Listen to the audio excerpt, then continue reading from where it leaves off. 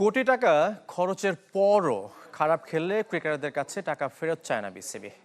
বিশ্বকাপ খেলতে না পারলে তাই কেন তাদের ক্ষতিপূরণ দেওয়া হবে, এমন প্রশ্ন তুলেছেন বিসিবির আলোচিত পরিচালক এম নাজমুল ইসলাম।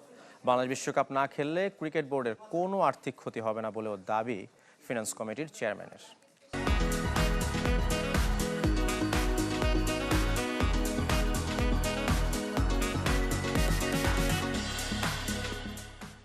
কোনো ক্ষতি হবে না, ক্রিকেটারদের ক্ষতি হবে।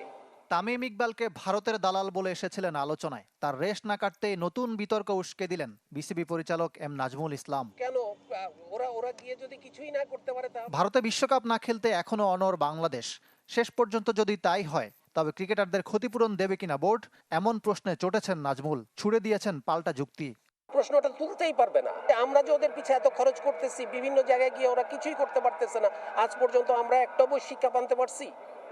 কোনো একটা জায়গায় আমরা কতটুকু কি করতে পারছি? আমরা তাহলে তো প্রত্যেকবারই আমরা বলতে পারি যে তোমরা খেলতে পারো না, তোমাদের পিছে যা খরচ করছি এটার তোমরা এবার তোমাদের কাছ থেকে আমরা নিতে থাকি, ফেরত দাও। এমনকি বিশ্বকাপ না খেললে বিসিবির কোনো আর্থিক ক্ষতি হবে না বলেও দাবি করেছেন ফিনান্স কমিটির চেয়ারম্যান। দিয়েছেন আইসিসি থেকে রাজস্ব আয় নিয়ে অনেকের ভুল ধারণার জবাব।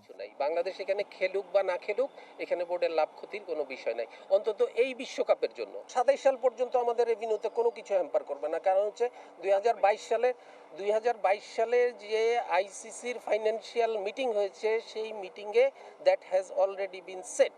নাজমুলের চোখে ক্রিকেটারদের চেয়ে দেশ বড়, আগামীতে পারফরমেন্সের ভিত্তিতে তাদের পারিশ্রমিক নির্ধারণ করতে পারে বিসিবি।